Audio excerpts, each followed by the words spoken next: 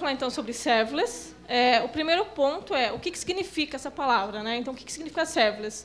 Eu vou mostrar aqui duas frases e aí a gente começa a pensar em cima delas. Então, a primeira coisa que é importante a gente falar é que, quando a gente fala serverless, não significa que não existem mais servidores envolvidos, apenas que você, como desenvolvedor, não precisa se preocupar muito com eles. Então, você vai começar a se preocupar menos com os servidores. E o outro ponto, vamos deixar bem claro, então, se hoje a gente fosse construir uma plataforma serverless, a primeira coisa que a gente faria seria comprar servidores. Tá? Então, vamos deixar bem claro que serverless ainda existem servidores. Ok? Então, o que é bom? Né? Por que a gente pensa em usar serverless? Porque ele te dá a oportunidade de você conseguir focar na resolução dos problemas. Então, você passa menos tempo se preocupando com o servidor, com criar e com dar manutenção neles, e começa a focar nos problemas do seu business. Então, isso te dá agilidade. E o outro ponto, que é muito interessante, é que, assim, como que uma função serverless vai funcionar? Ela vai receber um evento X, e aí ela vai trigar uma função Y. Então, todas as funções, na verdade, estão sempre down, elas estão sempre off. E elas só vão subir quando elas receberem esse evento. Então, esse é um ponto muito interessante das suas funções. Elas estão sempre disponíveis, mesmo elas estando sempre down. Então, agora, para essa introdução, quem eu sou? Meu nome é Carolina Pascali Campos. Hoje eu terminei minha graduação em Ciência da Computação esse ano. Aleluia, na UFSCar. E eu ajudo o Meetup de Serverless, que a gente começou no Cubo, e eu trabalho no Cubo. Então, quais são os benefícios de você utilizar serverless? Por que você escolheria essa arquitetura para o seu back-end? Então, um ponto muito interessante, você paga pelo que você usa. A questão é que, se suas funções não estiverem sendo utilizadas, ninguém está invocando, ninguém está fazendo nada, isso quer dizer que seu custo é zero naquele momento. Então, isso é muito interessante. E ainda vários providers, por exemplo, a Amazon, ela te dá a opção de 1 milhão de requisições de graça por mês. Então, assim, mesmo o free tier que você consegue é muito alto. Então, esse é um ponto super interessante de quando você escolhe utilizar serverless. Você só paga pelo que você utiliza. Outro ponto, menos tempo monitorando seu servidor. Então, pensa que agora, talvez seus desenvolvedores, ou até o seu time de DevOps, ele vai gastar menos tempo na parte de, poxa, estou monitorando como é que estão os picos, o que eu tenho que fazer, como que eu vou estar preparado para isso, eu vou começar a usar o load balancer, não vou. Então, N preocupações que você tem, mesmo quando você começa um projeto, então você começa mais tech, você já começa a pensar nessas coisas, você tem muito menos tempo perdido com isso. Então, é outro ponto super interessante do serverless. Aí, o que acontece? Você fala, poxa, eu vou criar um MVP. Né? E quando você vai no MVP, o que é importante? É o feedback loop. Quanto mais rápido, melhor. Porque você tem pouco tempo, então você tem que validar suas funções, você tem que validar as suas ideias rápido. E quando você usa serverless, isso é muito simples, porque você sobe a sua função, ela já está lá funcionando. Eu não vou me preocupar com o servidor, não vou me preocupar com nada. Então, você começa a testar suas hipóteses muito rápido. Então, isso é muito interessante. Você tem um MVP, você fala, putz, vou usar serverless, você vai conseguir iterar muito rápido em cima dos seus servidores, do seu back-end, de tudo. E o que acontece? Agora você começa a pensar em nível de funções. E aí você consegue ter um código mais organizado. A arquitetura já te força um pouco a você fazer isso, porque realmente você começa a pensar, que funções eu preciso. Então, o seu mindset muda um pouco quando você já começa a usar serverless. Isso é um ponto bem interessante. Agora eu vou explicar um pouco quais são as diferenças, porque eu estou falando, tem vários termos que vêm junto com serverless. Então, eu vou explicar um pouco o que é a diferença entre cada um. Então, qual que é a diferença de serverless e FaaS? O que é FaaS? É Function as a Service. Então, qual é a diferença disso? Na verdade, o serverless ele é Function as a Service com Backend as a Service. O que é Function as a Service? A ideia aqui é que você ainda vai escrever a lógica do seu server. Então, o que eu vou fazer? Eu tenho uma operação de CRUD, então eu vou lá, vou escrever meu CRUD, legal. Só que o que acontece é que, como o estado deles você delega, então, onde que ele vai rodar, como ele vai rodar, é isso que você vai delegar. Então, a lógica ainda fica na sua mão, mas você vai delegar onde ele está. Então, o que acontece com o serverless? Ele vai rodar em containers. Tá? Esses containers eles são stateless. O que isso significa? Toda vez que eu invoco uma função, eu não posso contar com as variáveis que eu tinha naquele momento. Então, eu não posso contar com o estado das minhas funções. Então, isso significa falar que eles são stateless. Esses containers são event-triggered, que é o que eu falei no começo. Eles só vão subir quando eles receberem um evento. E eles são efêmeros, porque eles podem durar apenas por uma invocação. Então, eu chamei aquele get para trazer meus usuários, aquilo não aconteceu de novo por 5 minutos, então ele morreu. Aquele container ele durou por uma invocação só. Então, é por isso que a gente fala que eles são efêmeros. E agora eles são completamente cuidados por um third party. Então, Amazon, Google, Microsoft, o que seja. Você delegou tudo isso a eles. Quando você tem back-end as a service, aí você realmente começou a depender totalmente desse provider. Então, um exemplo disso é o Firebase. Toda a lógica, ele já faz. Então, a parte de autenticação, de tudo. Você não vai lá, como que eu vou fazer a autenticação do Firebase? Não, as funções já estão prontas, você não vai escrevê-las. Então, o Firebase é um exemplo de quando você tem você tem tanto a lógica quanto o estado delegado a um third party. E serverless é a junção dos dois, porque o que acontece? De nada adianta você conseguir escrever funções porque um dos pontos principais do serverless, para ele escalar, isso é totalmente transparente para você. Mas de nada adianta isso ser verdade, ele escala transparentemente se eu não tiver, por exemplo, um banco de dados que consiga lidar com isso também. Então, por isso que a junção das funções serem escaláveis, mais um back-end, mais um banco de dados que também esteja preparado para isso. Então, ele é a junção dos dois. Alguns exemplos de FASA, que a gente tem a Lambda, a gente tem Google Functions, a gente tem Azure Functions. Lá no time do Cubo a gente usa Lambda, então, quando eu der os exemplos, eu vou falar mais de Lambda, porque é o que eu conheço melhor. Mas você tem esses 3 players bem fortes no mercado. Legal. Então, serverless é isso. E qual que é a diferença de serverless para PaaS, que é Platform as a Service? Então, eu vou dar, Platform as a Service, por exemplo, o Heroku. Tá? A principal diferença deles é que, assim, quando você usa um Platform as a Service, você não consegue fazer o seu tuning em relação a funções, você faz em relação a servidores. Então, quando você pensa em escalar, você vai falar assim, quantos servidores, quantos dynos, no caso do Heroku, que eu quero? Então, você escala pensando em servidores, você não consegue escalar pensando a nível de funções. Então, essa é a principal diferença entre os dois. A outra diferença é que você pode falar, poxa, mas eu também tenho autoscaling, né, que é uma das coisas mais incríveis de serverless, é o autoscaling. Eu tenho autoscaling com PaaS, ok? Eu tenho aquela opção no Heroku. Mas imagine quanto tempo demora para você subir um servidor e quanto tempo demora para você escalar mais algumas funções daquela função que está sendo requisitada. A gente ganha em tempo e a gente ganha em custo. Porque uma coisa é você aumentar um servidor, uma coisa é você aumentar alguns containers para uma função. Então, você consegue tunar de um jeito muito mais preciso. Então, você ganha tanto em tempo, porque é muito mais rápido de escalar, quanto você ganha em custo, porque você realmente só vai escalar o que você precisa. Né? Então, eu trabalho no Cubo, e a gente começou esse projeto no ano passado. Eu entrei para o time em agosto. E qual que é a ideia? A gente falou, a gente vai criar uma API, a gente tem uma API, mas vamos fazer toda essa API em serverless. Isso, na época, já era um pouco diferente, porque, no começo, o serverless era muito utilizado em sistemas híbridos. Então, a ideia é assim, poxa, eu tenho uma função que consome muito do meu servidor. Eu não precisava estar aqui, eu estou tendo que escalar vários por causa disso. Por que eu não consigo mandar ela para um outro e fazer só isso? Então, esses foram os primeiros casos de uso de funções Lambda. E aí, depois disso, começou a se ideia, mas talvez eu pudesse usar para tudo, né? Não só para essas funções que consomem muito. E aí, no Cubo, a gente falou, vamos começar a usar serverless e fazer toda a nossa API em serverless. Então, o nosso projeto, a gente tem, o Murilo já falou um pouco antes, mas então a gente tem a nossa plataforma de vagas, a gente tem uma parte onde as startups podem postar benefícios, N coisas. Então, a gente tem vários produtos lá. Essa é uma cara da plataforma de vagas, que vocês já viram antes.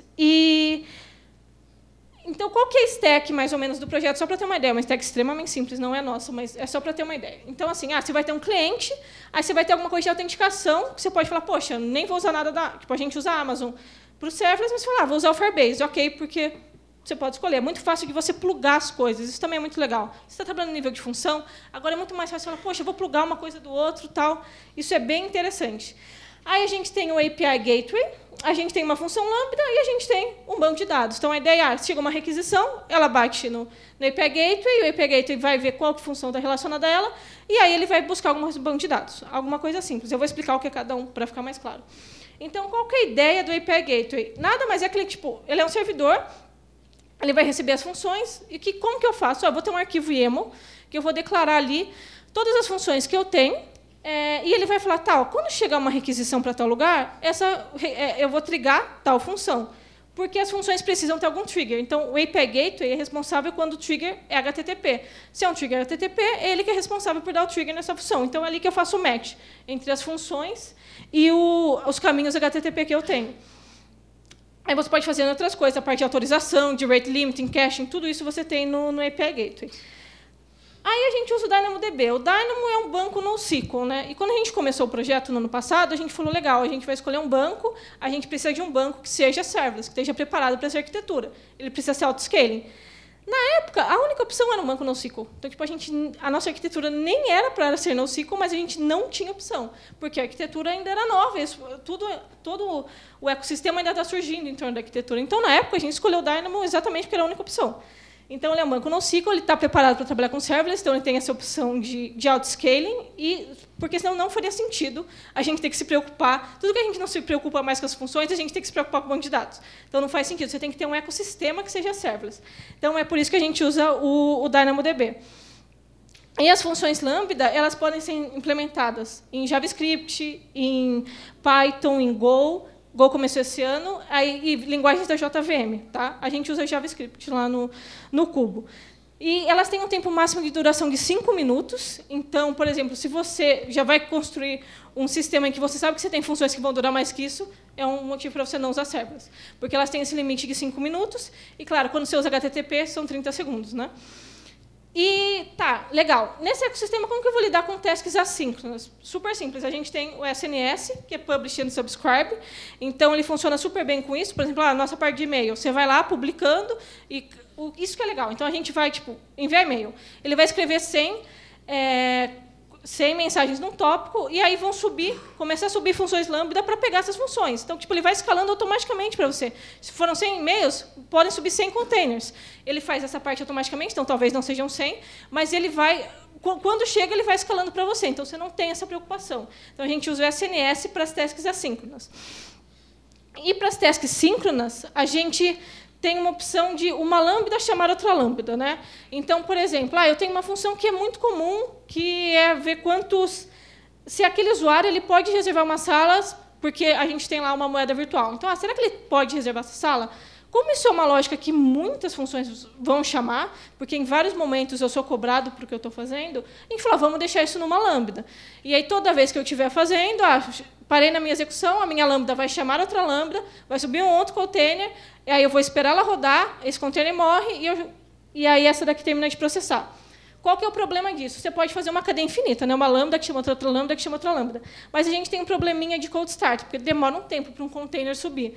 Então, se você começa a fazer essa cadeia, você vai ter problemas de tempo. Então, é legal que não seja maior do que uma ou duas, tá? Porque senão você vai ter problema que vai demorar muito para aquela função que está chamando as outras e está esperando elas terminarem acabar. Então, não é uma boa prática você ter mais do que 2 ou 3 na cadeia. Então, é isso que era o problema que eu queria falar. Legal. Aí, como que você consegue trabalhar nesse ambiente? Né? A gente usa um framework, porque se você resolvesse falar, vou trabalhar na Amazon, o que você teria que fazer? Você faz ali sua função, seu Studio, qualquer coisa que seja, você fala, ok, é isso, então eu vou zipá-la, subir na Amazon e testar. Não dá para desenvolver assim, é claro que não dá.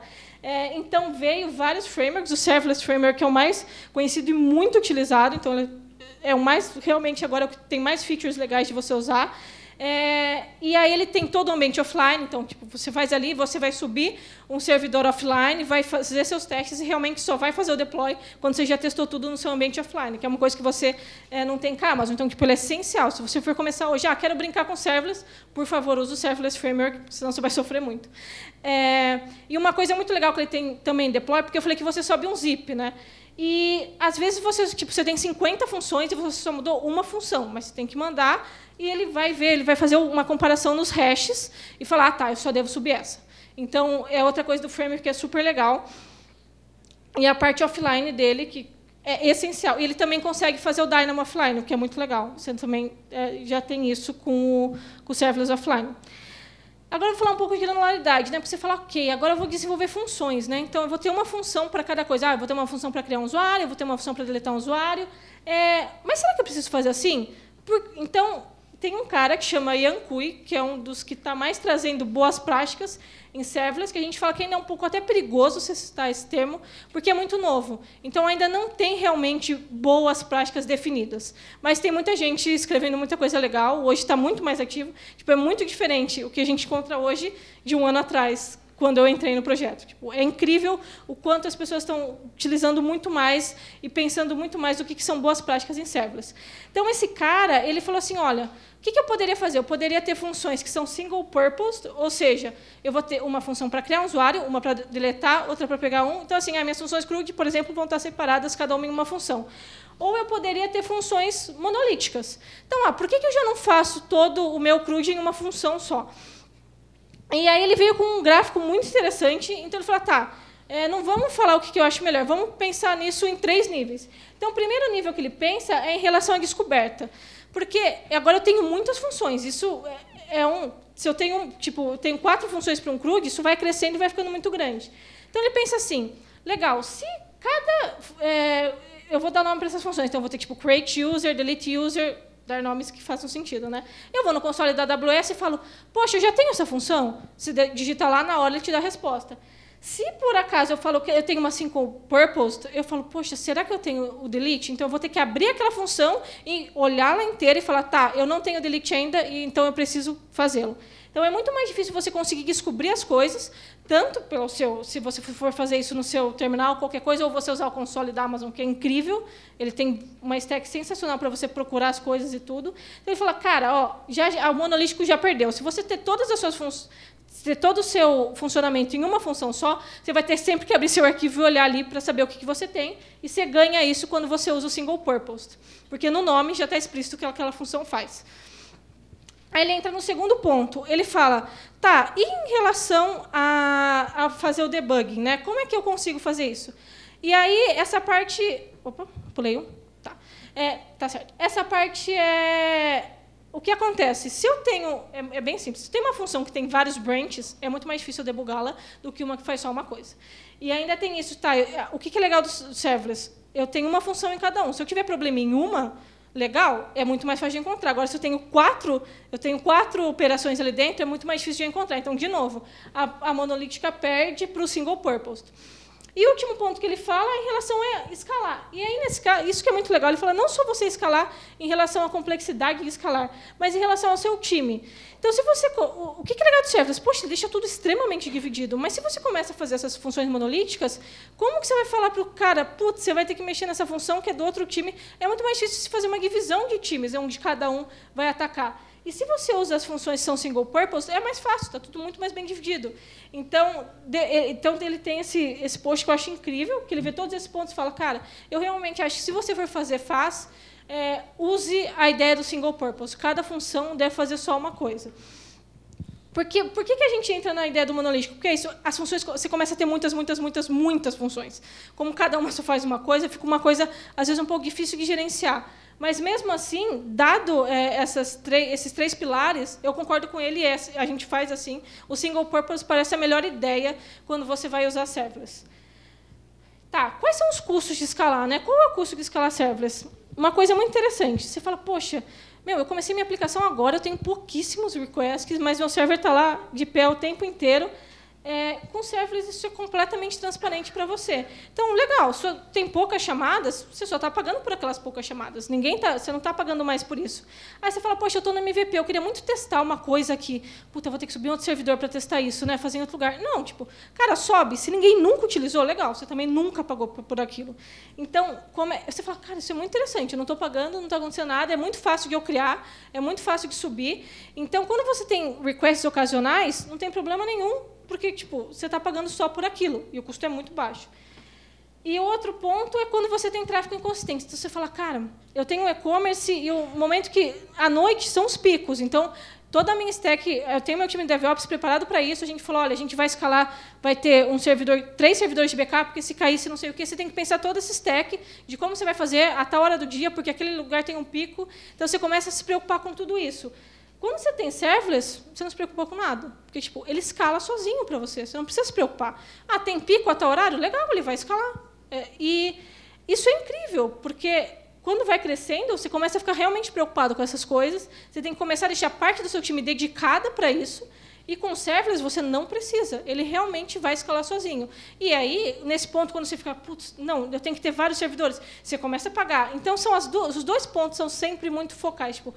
Eu economizo tempo da minha equipe de desenvolvimento e eu economizo dinheiro. Então, assim, se você vê cases, tem muitos cases no YouTube de empresas que economizaram 80%, 90% nos custos depois de ter feito a migração para serverless. É surreal. Mas também tem os contras, né? Não é tudo flores. O primeiro deles é cold start. Então, como eu falei, essas funções estão sempre down e elas só sobem quando elas recebem um evento, né? E tem um tempo para um container subir. A questão é, se você usa linguagens que são interpretadas, esse tempo é muito baixo. Tipo, a gente não tem nenhum problema, a gente usa JavaScript. Então, assim, são milissegundos e a gente não tem problema com o start. Agora, quando você falar, tá, vou usar uma linguagem da JVM, você já começa a ter problema, porque essas linguagens são compiladas. Então, o tempo para subir um container é maior. Então, a maior parte dos problemas que você tem com o Start são relacionados a linguagens que são compiladas, porque o tempo é maior. Então, a gente realmente não tem problemas com o Start. Mas se você fala, cara, eu estou com um problema nessa função, aí você usa assim, uma coisa que a cada 5 minutos você invoca essa função. Tipo, é uma gambiarra total, mas porque o container fica ativo por 5 minutos. Então, quando ele sobe, ele fica lá 5 minutos e fala, se eu receber outra requisição, eu já estou aqui, né? Então, tem até libs, claro, né, que tem uma lib de JavaScript para isso, que ele fica chamando a sua função a cada 5 minutos, então ela nunca morre, e aí você não tem problema de cold start. Questão de vendor lock-in. A questão do vendor lock-in aqui não tem nada a ver com a ideia de, poxa, eu tenho problema que eu queria sair da AWS e ir para a Microsoft. Não é esse o caso. O caso é que você acabou de delegar todo o seu servidor para um third party. E aí, cara, você perdeu o controle de tudo. Porque o que acontece? A gente teve esse problema. Começam a surgir limitações que você nem sonhava que elas existiam. Então, uma hora você recebe um erro que você fala, puta, você esgotou o recurso de 200 recursos. A gente recebeu esse erro um dia, faltando uma semana para a entrega. Falei, legal, né? Agora eu vou pagar mais para ter um limite maior. Não existe essa opção na Amazon. Os caras se ferrou. A gente começou a fazer microserviços uma semana antes de entregar o negócio, porque a gente teve que quebrar nosso stack. Porque não tem, é um limite, cara. Você não pode fazer nada. Então, o que acontece? Você começa a encontrar problemas, ou uma coisa ou outra, que você fala, nem sonhava que isso existia. E como que eu resolvo? Não resolve, não é seu. Entendeu? Mas tem um ponto aqui também interessante. Eu acabei de falar do Cold Start, né? Isso está na mão da Amazon, da arquitetura, como que ela fez a arquitetura. Então, sai um artigo de Cold Start hoje, daqui 6 meses talvez ele não faça mais sentido, porque a Amazon melhorou aquilo. Mas você não sabe, ela não te falou, você não sabe o que ela está fazendo, se ela está melhorando, se ela não está. Então, por exemplo, o problema de Cold Start pode ser resolvido daqui 6 meses, ele nem ser mais um problema, porque está na mão dela. Mas, ao mesmo tempo, você poderia querer resolver e não vai conseguir. Então, o vendor lock-in é muito mais nesse sentido, quando você está falando de serverless, do que eu queria migrar da minha stack da AWS para a minha stack da Microsoft. Em relação ao monitoramento, tem uma coisa incrível. Tem muita gente que fala, putz, o CloudWatch é muito ruim. E não é muito bom mesmo. Mas imagina que você vai começar hoje, você vai fazer uma função lá, Hello World em serverless. Você fez o JavaScript e vai subir. Você vai subir em menos de 2 minutos, ele vai estar na Amazon, você vai chegar no endpoint em 2 minutos. E, cara, já tem o CloudWatch monitorando a sua função. É incrível. Você vai entrar lá, você vai clicar na sua função no CloudWatch, ela já vai falar, olha, quanto de memória usou, quanto tempo essa função demorou para ser executada. E você ganha isso de graça, já tem os gráficos mostrando isso. Então, mesmo que o CloudWatch não seja incrível, imagina que você já tem toda uma parte de monitoramento dada. No momento que você fez um Hello World, em 2 minutos, você já tem essa parte de monitoramento. Então, assim, hoje já tem soluções bem melhores. A gente usa uma que chama IOPipe, por exemplo, de graça, em que 2 minutos a gente também colocou ela na nossa stack, e ela tem gráficos muito melhores. Ela fala qual função que foi a de Cold Start, aí você vê o tempo de Cold Start de cada função sua. Então, já tem várias ferramentas para cuidar melhor do monitoramento. Mas mesmo o CloudWatch, quando você sobe, você já tem ali um monitoramento. E o que eu queria concluir disso é que, assim, não é silver bullet, claro. Ainda tem casos que não são legais de usar, então, vou fazer WebSocket. Cara, não vai fazer WebSocket com serverless. Se você precisa fazer funções que são extremamente custosas, que demoram mais do que 5 minutos, você não pode fazer com serverless, porque você tem essa limitação dada. Ele ainda não tem tantas boas práticas definidas. Então, aqui eu citei um artigo de um cara que falou, é legal fazer assim. Mas não tem uma coisa, cara, siga tais pessoas e tais empresas que elas já fizeram isso e essas são as boas práticas. Isso ainda não existe. Não tem um boilerplate. Mas, para a gente, por enquanto, está resolvendo super bem o problema. E a gente não sabe ainda como vai ser o futuro, mas parece que é realmente promissor. Porque, em 6 meses, a gente já vê uma diferença gigante. Então, é muito, muito legal. Eu queria agradecer e eu queria falar uma coisa, porque é muito legal palestrar em Sorocaba, né, porque eu sou daqui. E, sei lá, 1 ano e pouco atrás não tinha nada. Eu não tinha nada, não sabia onde eu estava. Acabei de entrar na Code, foi a primeira empresa que que eu trabalhei, e tipo, é muito, muito legal estar aqui. E eu queria agradecer principalmente a Atalaia, porque ele é um cara muito, muito, muito foda.